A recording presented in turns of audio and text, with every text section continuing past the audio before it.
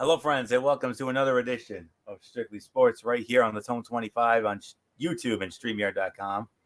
I am your host, Anthony Florio, joined, as always, by good old MF Michael Fletcher, awaiting the presence of Michael Bullock. I'm not sure if he'll be here or not. If he comes in, we'll catch him up on what he missed. If not, then we'll hopefully have him back with us tomorrow night for the Cerebral Smack Talk. But for right now, last weekend, of course, was Super Bowl weekend, and what an amazing weekend all around. And of course, it started with the NFL honors, which took place last Saturday night. And here are in no particular order, here are the winners. Pepsi Rookie of the Year went to Nick Bosa of the San Francisco 49ers. The FedEx Air and Ground Players of the Year, through the air, it was Lamar Jackson of the Baltimore Ravens, and on the ground, it was Derrick Henry of the Tennessee Titans. Defensive Player of the Year went to Stephon Gilmore of the New England Patriots. Former Chargers linebacker Donnie Edwards was awarded the Salute to Service Award presented by USAA. Then Arizona Cardinals quarterback Kyler Murray was voted Offensive Rookie of the Year. Michael Thomas of the New Orleans Saints was voted the Offensive Player of the Year, and rightfully so. And then from there, we had, I do apologize. This is very slow. Okay. The Anything But Ordinary Player of the Year presented by Microsoft Surface was Larry Fitzgerald of the Arizona Cardinals. Defensive Rookie of the Year, well, we already talked about that. That was Nick Bosa. Well, Nick Bosa actually won 2 awards: the Pepsi Rookie of the Year and the Defensive Rookie of the Year. We're going to save the Hall of Fame for after. Adrian Peterson of the Washington Redskins was awarded the Art Rooney Sportsmanship Award. Ryan Tannehill of the Tennessee Titans was voted the AP Comeback Player of the Year. Assistant Coach of the Year went to Baltimore Ravens Offensive Coordinator Greg Roman. The Bridgestone Clutch Performance Player of the Year, the Miami Dolphins Mountaineer shot as punter Matt Hack threw a trick play shovel pass touchdown to kicker Jason Sanders. The Deacon Jones Award, which goes to the player who had the most sacks in the regular season, that was Tampa Bay Buccaneers Shaquille Barrett. Bud Light Celly of the Year, the Celebration of the Year, the Seattle Seahawks wide receiving corps for doing the infamous NSYNC Bye Bye Bye dance. Don Shula NFL High School Coach of the Year Award went to Matt Land of Dalton High School in Dalton, Georgia. Courtyard Unstoppable Performance of the Year, Patrick Mahomes of the now Super Bowl champion Kansas City Chiefs in Week 2 against the Raiders. MF and I should know we had that game. Coach of the Year, that went to John Harbaugh of the Baltimore Ravens. Daily Fantasy Player of the Year presented by DraftKings, that went to Christian McCaffrey of the Carolina Panthers. MVP, Lamar Jackson of the Baltimore Ravens. Unanimous selection, by the way. And the main event of the evening, the most prestigious award of them all, the Walter Payton NFL Man of the Year presented by Nationwide, Calais Campbell of the Jacksonville Jaguars. And there are your winners. So some I'm okay with, others I'm not so sure. Lamar Jackson winning MVP, no problems with that whatsoever. I mean, he dominated from start to finish. I mean, one of the greatest statistical years for a quarterback you can ever have. I mean, it was almost like when he won the Heisman Trophy when he was in Louisville a number of years ago. And then from there, you had his coach, John Harbaugh, win the Coach of the Year. Yes, Baltimore had a fantastic year. They were 14-2. You know, they had the best record and all that. I get it. But I don't think he should have won. You could have made an argument for Sean McDermott of the Buffalo Bills. I mean, look what he did for my Buffalo Bills this year. We had our best season in 20 years. And I was beyond thrilled. And I was actually encouraged. And I thought they were going to go far. I really did. But That second half collapse against Houston in the wild card round, that killed it. And that was one I was not so sure about. Looking back at it, McCaffrey as the fantasy player, yeah, that was fine because he put up all the numbers this year. The play of the year, that Mountaineer shot, I didn't even know that even went down, but it did, and kudos to MF and the Dolphins for that. Well done. Greg Roman, he was the architect of that Raven offense that dominated this year. That's why he was the assistant coach of the year. Ryan Tannehill, I mean, what can you say about him? I mean, fantastic all-around season. They brought him in. He was replacing Marcus Mariota. Marcus Mariota was not doing well. They bring in Tannehill, and look what happened for Tennessee. They made it all the way to the AFC Championship game, only to lose to Kansas City. I mean, amazing. Bosa, Nick Bosa, what a year he had for San Francisco. Defensive Rookie of the Year, and rightfully so. Larry Fitzgerald, the ageless wonder, still doing things at a high level. Michael Thomas, setting a brand new NFL record for most catches in a season. Put up fantastic numbers, well over 1,000 yards receiving. It's a shame that team didn't go far, but it is what it is. Kyler Murray, Offensive Rookie of the Year, I suppose so. Gilmore winning the Defensive Player of the Year. I'm a little torn. Barrett, had that fantastic year for Tampa. He had 19 and a half sacks, something like that. But Gilmore, had a great year for New England. I know Bullock, I'm sure, would be more than thrilled with this win. Defensive Player of the Year. He had 53 tackles, 20 passes defended, 6 interceptions, two of which came back for touchdowns. First member of the Patriots and the first cornerback since 2009 to win the award. Not the most eye-opening stats, but, credit where credit is due to him. Well done. And, I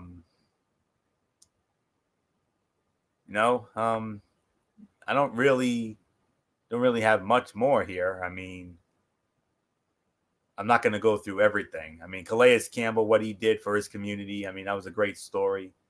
Watching that. It's always special to see that moment. And in the olden days, they used to have the MVP be the main event, but now the Walter Payton NFL Man of the Year is now the main event, and rightfully so. With all the prestige that goes with it, and well done, Calais Campbell. That's all I can say on that. And congratulations to all the winners. It was a great show. It flew by real quick. It was a very easy watch. Now, before I give it to MF, I just want to, say this real quick, get this off my chest, and that is, with the exception of the NFL honors and the ESPY awards, I absolutely cannot stand award shows. I really cannot. I don't do the Grammys. I don't do the Oscars. I don't do the Emmys. I don't do any of that other nonsense. The only two that I will sit through and gladly sit through are NFL honors and the ESPY awards. That's it. Other than that, I ain't wasting one damn second. Too much nonsense, too much phoniness. No, absolutely not. So that's all I can say on that. So MF, great NFL honors show. Steve Harvey was funny as always. And,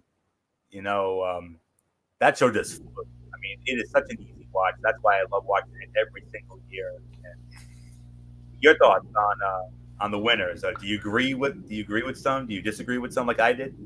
No, first off, I agree with the player of the year, with the MVP being Lamar Jackson. I actually agree with John Harbaugh being coach of the year. Now, I get it. I think you could even make an argument for Mike Vrabel for coach of the year because of what he did with Tennessee. You can make an argument for Mike Shanahan for what he did with the 49ers and their incredible run to the Super Bowl. Kyle Andy Shanahan.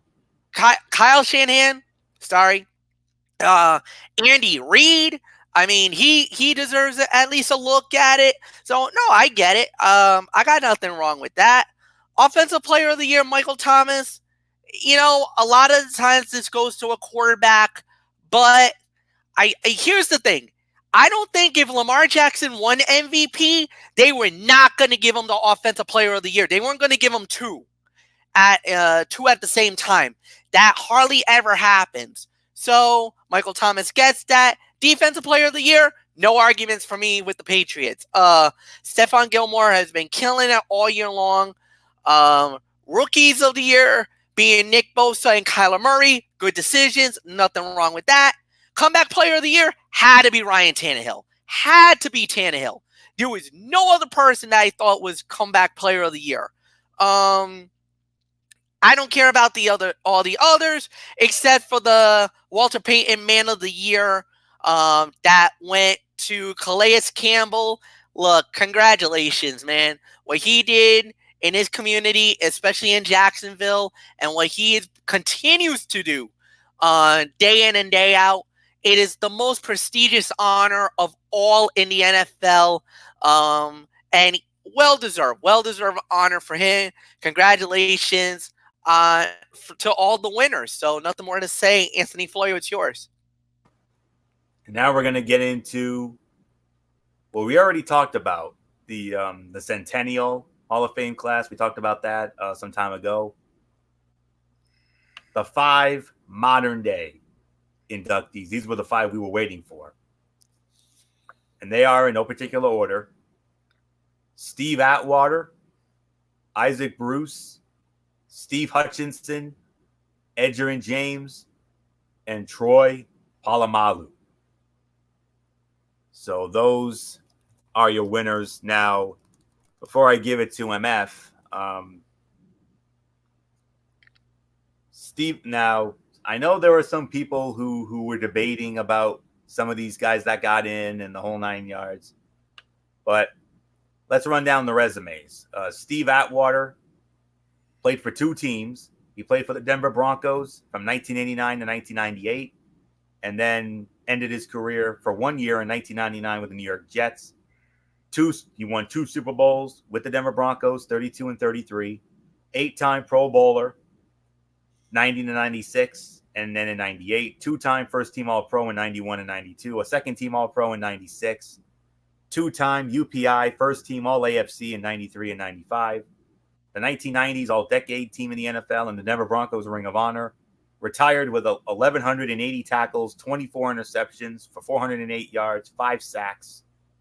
And those were, and only one of those career interceptions ran back for a TD.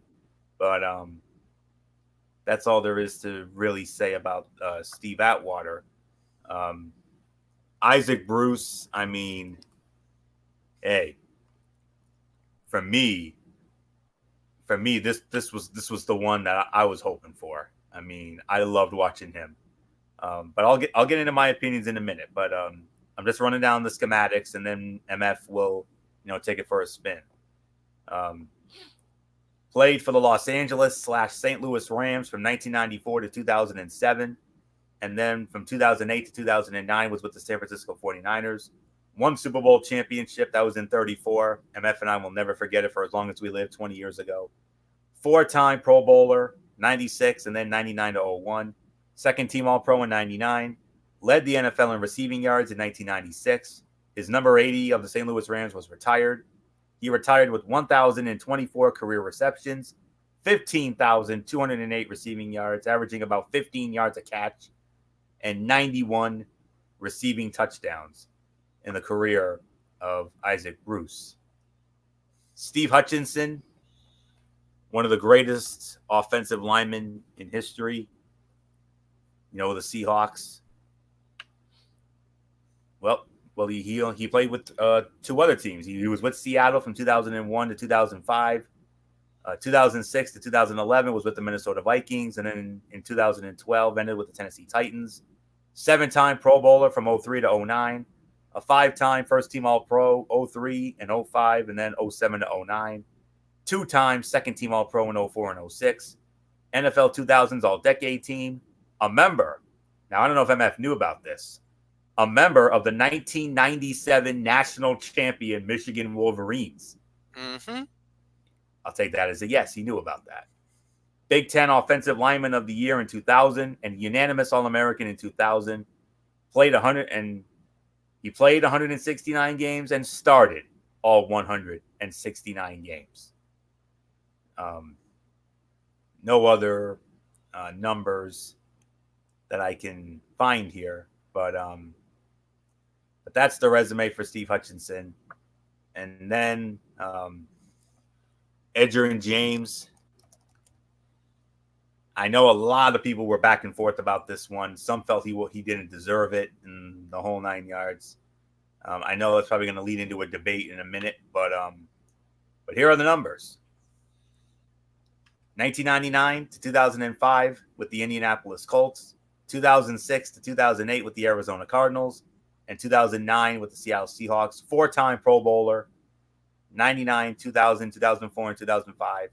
2-time first-team All-Pro in 99 and 05. A 2-time second-team All-Pro, 2000 and 2004. 1999 NFL Offensive Rookie of the Year.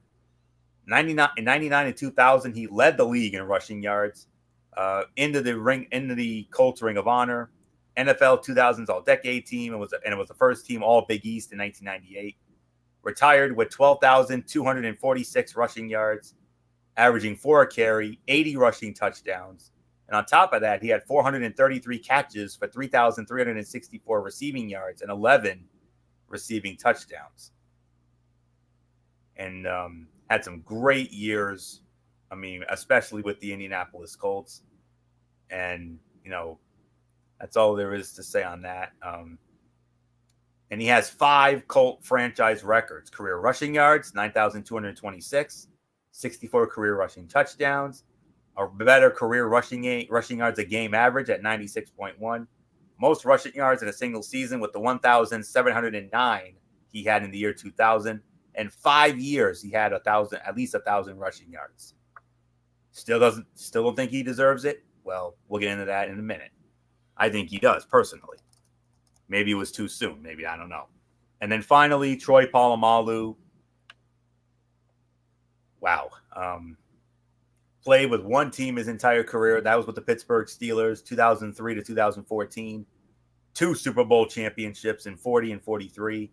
8-time Pro Bowler, 04 to 08. And then in 10, 11, and 13. 4-time first-team All-Pro, 05, 08, 10, and 11.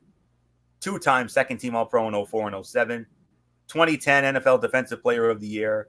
NFL 2000s All-Decade Team. Pittsburgh Steelers All-Time Team. Consensus All-American in 2002 at USC. And a 2-time first-team All-Pac-10 in 01 and 02. Retired with 770 career tackles, 12 sacks, 32 interceptions, 14 forced fumbles, and 3 touchdowns. And one of the greatest heads of hair you will ever see. Yeah, there's no doubt about that. I mean, especially that awesome Head and Shoulders commercial that he did with Patrick Mahomes. I mean, absolutely funny. Defense, offense, defense. I mean, that would be like me and MF, MF. That is a little like you and I. Yeah, of course, MF preaching about the defense and me preaching about offense. So there are your resumes and all the notable accomplishments of all the modern day inductees of the Pro Football Hall of Fame. We already talked about the Centennial Hall of Fame some time ago on this program. So there's nothing more to say. MF, we have the list. We have the 5 here. Atwater, Bruce, Hutchinson, James, Polamalu. How do you feel about it? Well, I'm going to say this. This was a very interesting list. No doubt about it. I'm not going to argue it. I know a lot of people are going to say that certain guys deserve to be in there. No doubt about it. From where it started to where it ended, I mean, it was a tough decision. There's no doubt in my mind this was going to be a tough decision. Nobody really knows how it was going to play out, especially with the modern day, and we'll see what happens here and the whole 9 yards. Now, Steve Atwater, this is one that even I was a little. The thing was, Atwater was waiting a long time. He was getting up there, maybe a second to last year, whatever you want to say. Does he deserve Hall of Fame consideration? Maybe. I mean, that's going to be a debate that's going to be raging for a little while. Isaac Bruce, shut it down. No arguments. He deserves to be in the Hall of Fame. He got in. I think there's no argument there. The next guy that you got to talk about would be Steve Hutchinson. Now, very rarely does offensive guys get in. Very rare. But for Hutchinson, what he did in his playing career, what he did in his career itself, 169 games, started all 169. I don't think you can even make an argument with him. He deserves it. He got it. Fine. I don't think there's going to be much debate there. Edgerrin James. Now, this is going to be the one that's going to cause a lot of debate, and I truly believe it. Is the numbers enough to make him a Hall of Famer? 12,246 yards. Where does that compare to all the others? Now, the problem is that with Edgerrin James, he was the only running back in the modern day finalists, the list of 15. There wasn't any other guys that you can say definitively that this guy deserves it or this guy doesn't deserve it. When it comes to the metric of the list of the Hall of Famers, of the guys who got in to the guys who didn't get in, Edgerrin James. Okay, here's going to be the big problem. For all the guys who should have been in the Hall of Fame, now I'm going by a metric. That is basically what they call, I'm using this from Pro Football Reference. And the list that they have here is what they call a monitor score. It indicates the player chance to make the Hall of Fame, and normally any player that's over 100, if the number is average 100 from the player's position, makes them Hall of Fame worthy. Now, Steve Hutchinson was a 121. No arguments. He's in. Now, here's the problem. Alan Fonseca, who also was a guard, who played from 1998 to 2010, he played for 206 games. And I think he started all of them, too. He participated, I don't know how many championships. Let's see. He was an all-pro. Are you talking about Alan Faneca? Yes. That's you. 6-time All-Pro, 9 Pro Bowls, and started in his position for 13 years. That's Alan Faneca. His average career rate of percentage was 113, played in 206 games, and Alan Faneca got left out for Steve Hutchinson. I don't know. I think Faneca deserves to get in. I agree.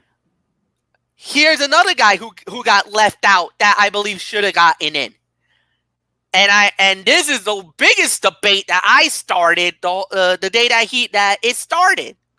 Zach Thomas.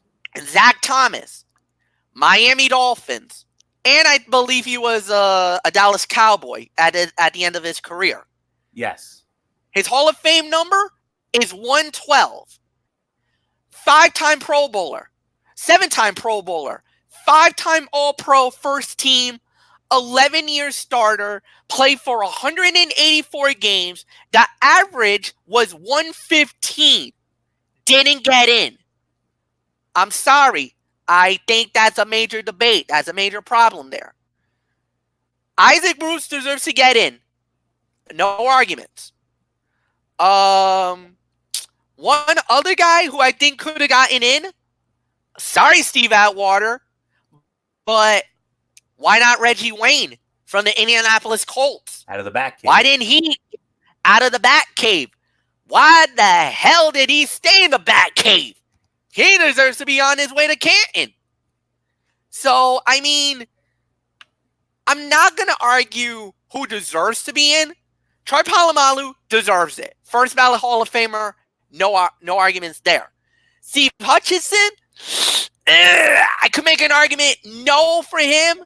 Alan Faneca, yes. Adrian James, well, you can't really compare him with any other guys because he was the only running back in there. All right, fine, I'll give you that. DB, another argument, another compelling thing. Steve Atwater gets in. I don't know if he deserves it. So, I mean, there are a number of players out here on this list that are Hall of Famers, but there's some that I don't really know if they truly are. That's going to be a debate that's going to rage for the next year or so before the 2021, but there's really nothing more to add, Anthony. So, I mean, congratulations to the ones who got in, but yeah, there's definitely going to be some debates and some people that feel like some other guys are more deserving than others.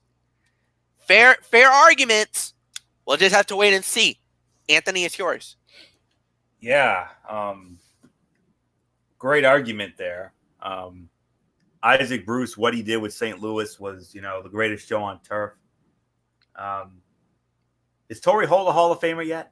No. He was actually a finalist and got left out. Yep. Well, he's the last piece of that greatest show on turf puzzle. Yeah. Because Kurt Warner's in. Marshall Faulk is in. And now Isaac Bruce is going to go in. Torrey should be in there next year. If he doesn't get in there next year, I'll be stunned. Well, 3 very notable guys who will be on the ballot for the first time next year. Peyton Manning in. Come on. Uh-oh. And then from there, Charles Woodson in. And, well, the last one, probably, I don't know about this last one. Calvin Johnson? Nah. Ooh, that's going to be a debate. That is going to be That's going to lead a major debate. That's going to lead. Most notable. Oh, boy. Wow. Johnson, that's it. That's John. Well, here's the thing. We all felt Terrell Owens should have been in, and it took him 3 years to get in. Johnson and Owens have almost similar numbers, but like you said, the reason why he might not get in, he had a lot of off the field antics. That is gonna be a major strike against them. We'll wait and see. Yeah. So but all I know is Manning and Woodson are both on the ballot for next year. And I think those two are most certain locks. No doubt about it. So but as far as the arguments for this class here, Atwater, I'm a little iffy about. Bruce, I'm not iffy about. I mean, no, I'm no argument with that. I mean, we saw the numbers. We saw the greatness that the greatest show on turf was For an offensive guy like me, I'll tell you what, 20 years ago, that 99 season going into Super Bowl 34, I can honestly say there was no team I had more fun watching than that particular team right there. But then again, the two more years that they had on top of that, just as fun. But seeing that team go from a dud enhancement team to a mega power was out of nowhere. I can't tell you how much fun I had, especially with Kurt Warner. I mean, Warner and Falk and Bruce and Holt. I mean, oh my word.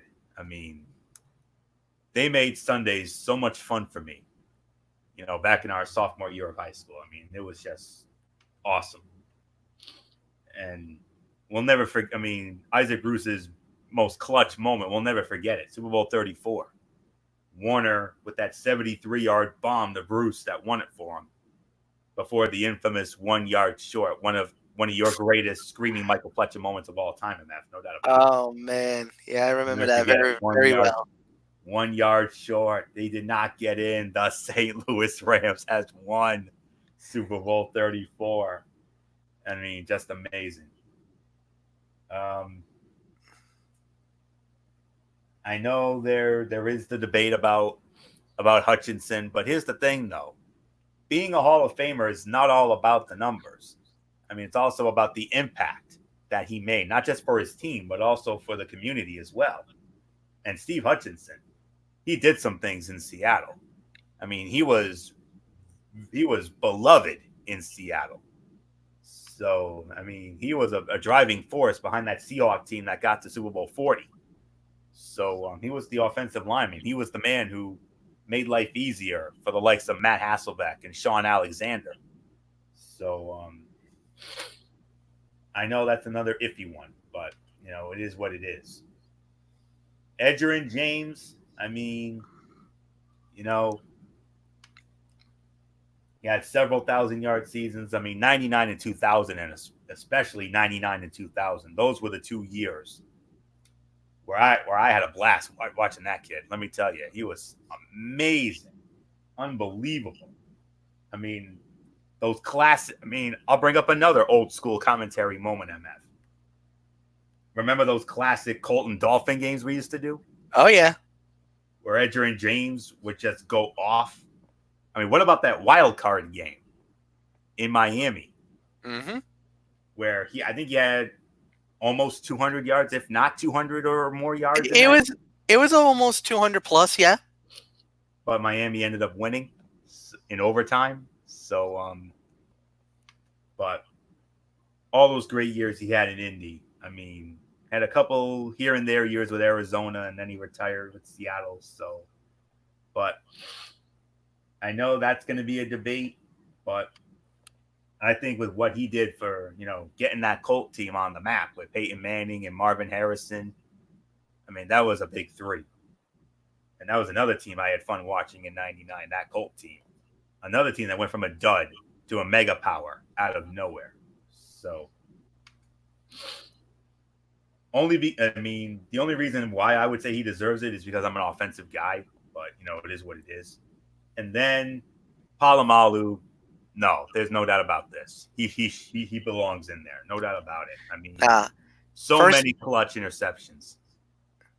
Many great moments. I mean, there was the time where he leaped over the I swear to God, there's a funny moment, and I hate to interrupt Florio for a moment. No. But there is a moment. I love Pat McAfee. And Pat McAfee is one of my favorite guys, one of my favorite commentators now on that actually does for College Game Day now. He's going to be working the XFL very soon. Actually, next week, he's working on one of the XFL games. And Pat McAfee has a story. He talks about it was a Sunday night game, and it was against the Steelers in Pittsburgh. And they talked about that they had this designed play that basically it was a field goal fake if they got into the 5-yard line. And basically what it was that McAfee was going to run the football, through the C gap, which is on the left side of the line, and run it all the way in for a touchdown. Now, they were going to do it. The ball was spotted at the 6. And the funniest moment is that Troy Polamalu, who normally lines up on the right side of the field, lined it up on the left side where the C gap was. Oh, no. Oh, yes. So, Pat McAfee is like, we are kicking it. We are kicking the football. We're going for the field goal. So they take the field goal. They get the 3, and he comes back. And the funniest story is, at the time, the head coach is Chuck Pagano, and he tells McAfee, "Hey, what did you see?" He's like, "What did I see? I saw Polamalu, man, covering the C gap." He's like, "Oh, all right, good call, good job, way to go. What good call." Vinatieri blows by, and he's like, "Yo, good job, brother." He's like, "Good job." Are we gonna say what type of pain in the butt Polamalu is? He just cost me my touchdown. I swear to you guys, he probably has nightmares of seeing Troy Polamalu in the C gap. And the thing is, we talk about it all the time, and we always bust chops on him about it. But you know what? He did send a major congratulations to Troy Polamalu, well deserved. And he's like, "I wish you would never at that C gap the game against Pittsburgh." So that's a funny story. I just wanted to bring that up. Yeah. For all the Pat McAfee fans, if you want to hear that, if you ever want to hear that story, log on to YouTube. And I believe he also has it on a few different websites. He does have it. So yeah. So that was the little story that he had. So that was the one funny story about Troy Polamalu. So go ahead, Florio, it's yours. And for those of you who have a Pat McAfee fix like MF does, you won't have to wait too long for it. This Sunday, the final game of week 1 of the XFL. He will be there this Sunday, 5 p.m. on ESPN, when the St. Louis Battlehawks square off against the Dallas Renegades at the home of the Texas Rangers, Globe Life Park in Arlington, Texas. The first actual game ever in that stadium. Probably for football. No, period. This is literally the first game ever. Well, we'll figure that out. Now, first game ever. It's actually going to be overall. It's the final game of week 1. The very first official game will be on Saturday at 2 on ABC. The Seattle Dragons against the DC Defenders. So, and I know we had a very brief debate about, including this on the show or not. I wanted it, but MF thought against it because he wanted to see, give it a chance first.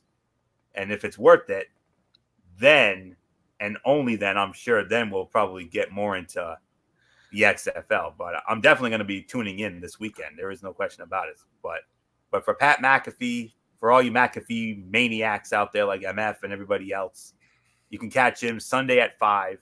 The St. Louis Battlehawks and the Dallas Renegades. So there you have that. Oh, is that a new stadium, MF? Did the Texas Rangers get a new stadium? Yes. That's why I said first game ever. Oh, okay. Now I get it. I mean, I thought it was the stadium that was formerly the ballpark in Arlington. No. Okay. It's a brand new stadium that they just opened. And this is going to be the first game in that brand new stadium. I stand corrected. Okay. So there you have. It definitely it underwent some things. Okay, all right, I see it now.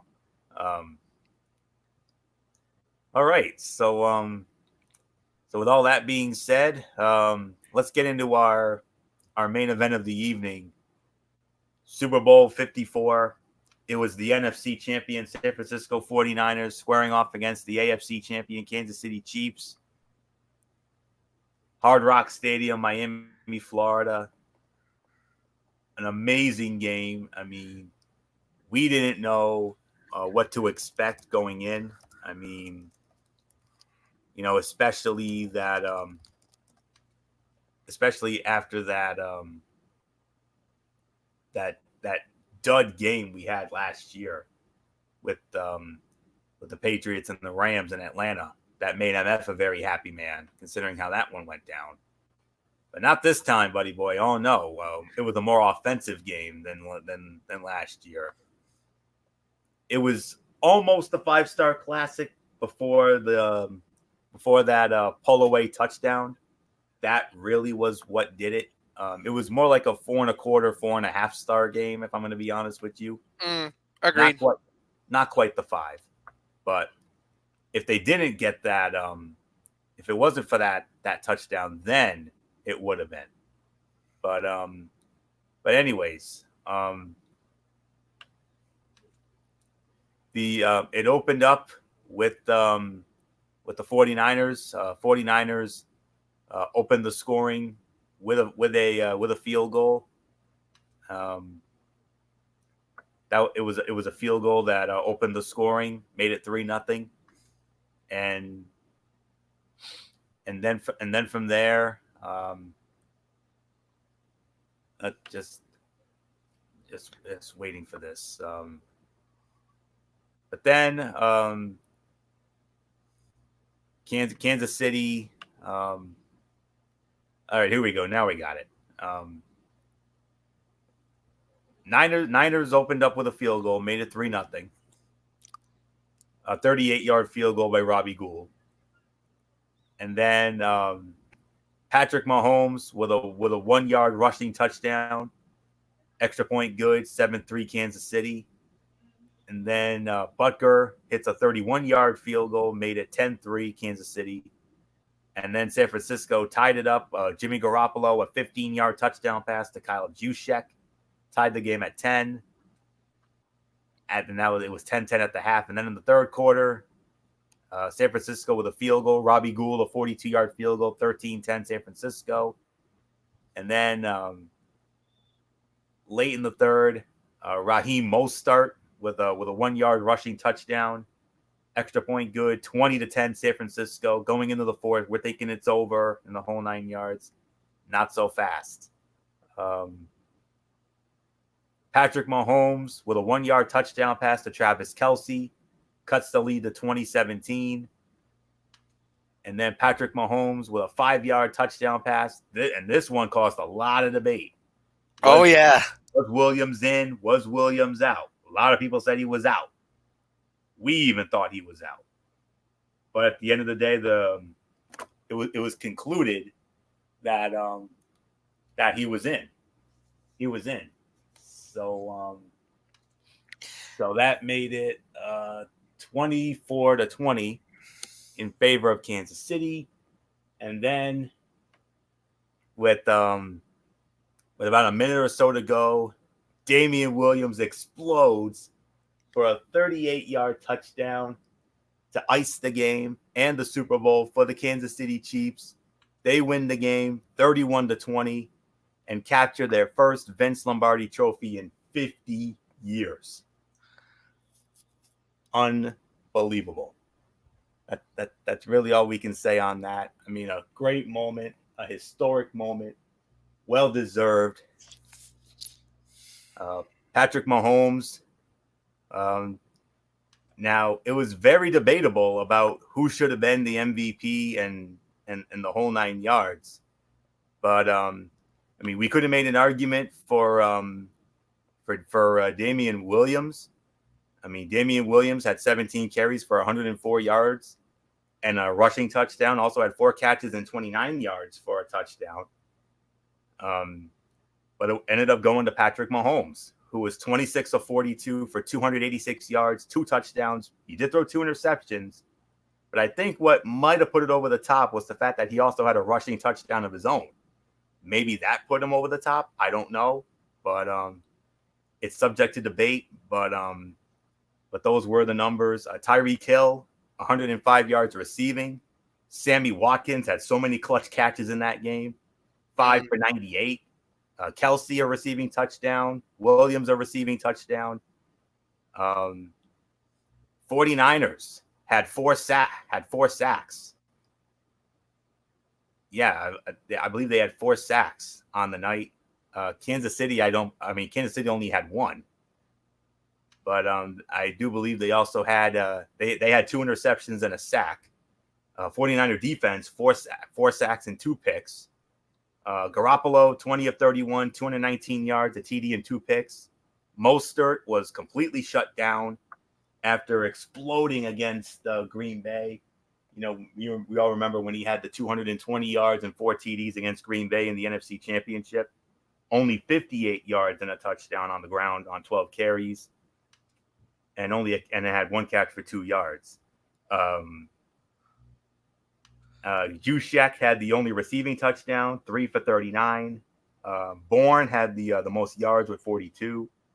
But all in all, I mean, congratulations to the Kansas City Chiefs. I mean, I cannot think of a more deserving team. I mean, I wanted it so bad for them. I mean, and I was the lone wolf on this. I mean, you remember, I mean, I was the only one who picked Kansas City to win the game. MF and Bullock, they both went with San Francisco, and I can understand why, because of how damn good that defense was, and I'll give them that. They really were. But when you think about the emotion of the Kansas City Chiefs, you know, the fact that they haven't won in 50 years and all the great legends of Chief yesteryear, from Hank Stram, the legendary coach, to the first great coach and former host of Inside the NFL, the great Lenny Dawson, and all the other legends, you know, such as the late, great Derek Thomas and Tony Gonzalez and Priest Holmes and Alex Smith and Larry Johnson, all the great Chiefs that, you know, that wore that uniform, and all the diehard fans that waited so long for that moment. People like Kevin and Dede Woodson and another dear friend of ours, Rob Parsons. I mean, and all the great Chief fans all around the world. Congratulations to all of you. I mean, and especially, you know, the Chief fans, especially those older Chief fans. I mean, old enough to be like your uncle or your aunt or your grandparents, or, you know, somewhere in that regard. But all in all, a special moment for Chief fans, young and old. And, you know, 50 years, that long drought is over. And of course, last but certainly not least, I'd be remiss if I didn't mention Andy Reid. I mean, think of everything Andy Reid went through. I mean, he had those great years in Philadelphia. Those were fun teams to watch with Philly. I mean, in the 2000s. I mean, when he had the likes of Donovan McNabb and Terrell Owens and Freddie Mitchell and Brian Dawkins and those great players, all those fun teams, and T.O. and everything else. Got to a Super Bowl, but they lost to Bullock's Patriots. I mean, man. And we were wondering if he was ever going to get another opportunity. And he had to wait 15 long years just to get back there. And he did it with the Chiefs. And finally, he gets that magic moment. And as you heard me say on the call, I mean, I said the Kansas City Chiefs have won the Super Bowl. The curse is over. They've done it. Andy Reid, a dream has come true. And what a great moment it was for Andy Reid. His dream has come true. Now the question is, will he come back, or will he retire going out on top? Me personally, if it was me, I would have called it a career right there. I would have gone out on top. I don't care what anybody says. I don't care if I had years left in me. There's no better way to go out than to go out a champion. We've seen a lot of greats do it. We've seen a lot of great players do it. The likes of Jerome Bettis, he went out a champion. Peyton Manning went out a champion. Ray Lewis went out a champion. So, but ultimately, the decision's up to Andy Reid. If Andy Reid wants to come back, if he feels like he could do it again, more power to you, brother. That's all I can say on that. So, we'll see what happens. But who knows? This could be the next great dynasty in the making. I mean, with all this great young talent, with your Patrick Mahomes and your Tyreek Hills and your Travis Kelce's and your Sammy Watkins. But before I give it to MF, the one thing that really puts it over the top for this team, I consider it the most remarkable Super Bowl run I've ever seen. I mean, 3 games, they came back from deficits of at least 10 or more points, all 3 games. Mm-hmm. Who does that? The only time you would ever see something like this happen would be in like Madden or something. But if you're that lucky, but to come back from 24 down against Houston, now come on, you're down 24, you're done. It's over. Not this team. Oh no, outscored them 51-7 after falling behind 24-0 in the divisional round. MF and I had it. We saw it. AFC Championship against Tennessee, they fell behind by 10, down 17-7. Outscored them 20. I believe they outscored them 28-7 after that. And it ended up giving MF the ultimate bragging rights when he predicted the exact score of the game. MF's going to carry that with him the rest of his life. Unreal. And then here. But this might have been the most impressive of them all. Down 20-10 into the fourth quarter. With like 7 minutes left in the Super Bowl. And they came back to win it. Outscored them 21-0. Yeah. Damn impressive. This was the most remarkable, impressive Super Bowl run I've ever seen in all the years we've done this. I mean, just incredible. All 3 playoff games. If you were to tell me they were going to be down by double digits all 3 games and come back and win, I would have said hell no.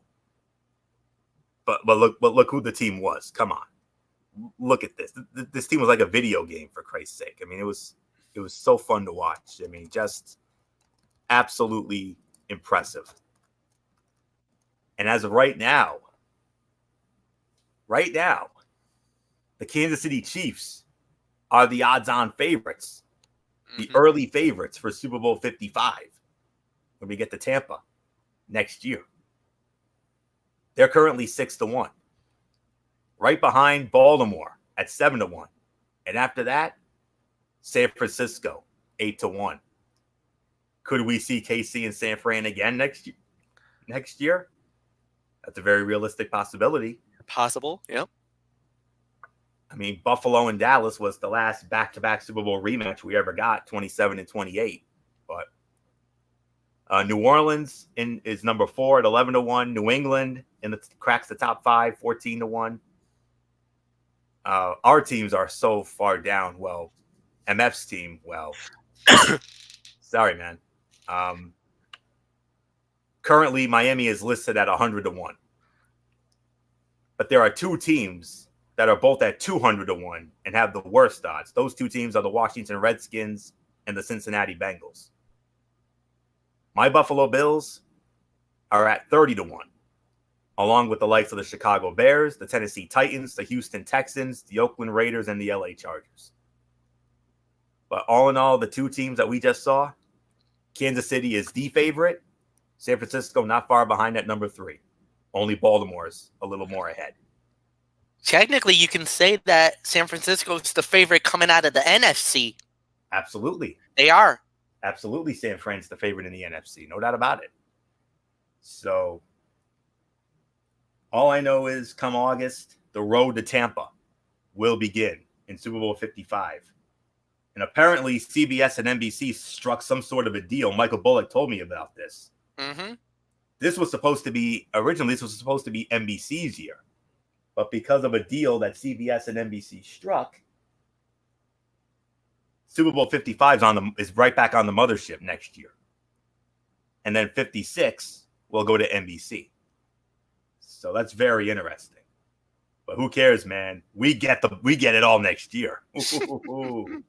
Tampa, here we come. Bucky, Get the cannons ready, buddy. Oh, yeah. Oh, God, the cannons. I forgot about the cannons. God forbid if the Bucks make it. Oh my goodness. Ooh, that's all I can say on that. But it's gonna be awesome. congratulations again to the Chiefs. They deserve it, hands down. Most remarkable run I've ever seen. 3 games, 3 double-digit deficits, and they come back and win all 3 times. Absolutely insanity. So that's all I can say on that. So let it begin. Let it begin on Thursday, August the 6th, with the only preseason game that MF and I actually care about, and that of course is the Hall of Fame Hall of Fame game. Yep. Yep, and we'll be ready for that on Thursday night, August the 6th, and then Saturday the 8th. That's when all those legends will take their proper place, their rightful place in Canton, Ohio. Well, now wait, hold, because actually they've actually said for the first time ever they're gonna have to split it up. So what they're gonna do is some will go in on that weekend, yes, but there's actually gonna be a centennial celebration on September 17th and 18th, and the remaining guys of the centennial class will go into the Hall of Fame on that weekend. So they're going to split this up, Anthony. All right. Fair enough. So we don't know who. It's not going to be all of them. I think it could be the modern day guys going in first, and then the centennial guys go in on the weekend of the 17th and 18th. Okay. Fair enough. So, but the point is, come August, that's when it starts again. But thankfully, we don't have to wait long for a football game. I know there are some who may not care about the XFL, but I'm gonna definitely tune in. So that's all I know. So because I'm very curious to see how this one's gonna play out, unlike what we saw just about 20 years ago. So well, a lot of people were saying that they feel that this time around that they're gonna get it right. The first time around, it was more theatrical. It was more WWE-like. From what I'm hearing, this XFL is going to be very geared and very centric to actual football. So I think they learned their mistakes from the first time around, Florio. Okay. So, but it all starts this weekend, so I'm looking forward to seeing how it all goes down. So there's nothing more to say. MF, another Super Bowl in the book. Man, how can you not be happy for Kansas City, man? I can't think of a more deserving champion in recent memory. No doubt about it. They're the most deserving champion. They deserve to win it all. Congratulations to them. This was a great game. This was an excellent Super Bowl, no doubt about it. There was a lot of high drama, especially coming down the wire, especially towards the end. But the right team won. A lot of people felt like it was very interesting to see how it played out. It was a good matchup. And congratulations to Kansas City Chiefs. You guys are the world champions, and I wish you guys nothing but the best. So I got nothing more to add, Anthony. You basically broke it down for us all, so it's all yours. All right, and we're going to put the bow on this edition of Strictly Sports. We want to thank you all so very much for tuning in. I know there's a lot of content that we need to get into, but, we'll spread it out, starting next week and going forward. And now, as far as the XFL goes, we'll wait and see how it plays out, and if it's good, we'll talk about it. Yeah, we'll talk about it next week. We'll bring it up. All right. So that's all there is to say on that. So we're gonna put the ball on this edition. We want to thank you all so very much for tuning in. So tomorrow night, MF, we got the Cerebral Smack Talk, and you've got a WWE Hall of Famer coming by the name of Goldberg. Yes, we do. It's going to start at 10:30 Eastern, and we're going to be talking about SmackDown Live. And that's really it for now. There was some news that broke out from New Japan Pro Wrestling, crowning of new World Tag Team Champions. Who are they? You're going to have to find out. And there was also another belt that changed hands in New Japan. The Never Openweight title got changed hands. So we'll cover it all 10:30 Eastern tomorrow night. Anthony, it's all yours. Have a good night, everybody. All right. And then from there, Monday night we will have Ridiculously Raw, and then Wednesday Night Mayhem with MF, and then Strictly Sports next week, and the whole 9 yards. So So that's it. So until tomorrow night for the Cerebral Smack Talk with MF over on Brace for 95, it's Anthony Florio here for everybody in spirit. Good old MF, Michael Fletcher, Michael Bullock, D.D. Woodson, Derek Ferreira. You know the routine, everybody. Thumbs up. Talk to you later. Yeah, throw it up, watch it for style. Bye for now, my friends. God bless. Be good to each other. Have a blessed Friday. And until tomorrow night for the Cerebral Smack Talk, keep it watching Strictly Sports right here on the Zone 25 and YouTube.com and StreamYard.com. For everybody who's been a part of this one, bye for now, my friends. God bless. Be good to each other. And for now, Anthony Florio, so long. Bye, everybody. Bye.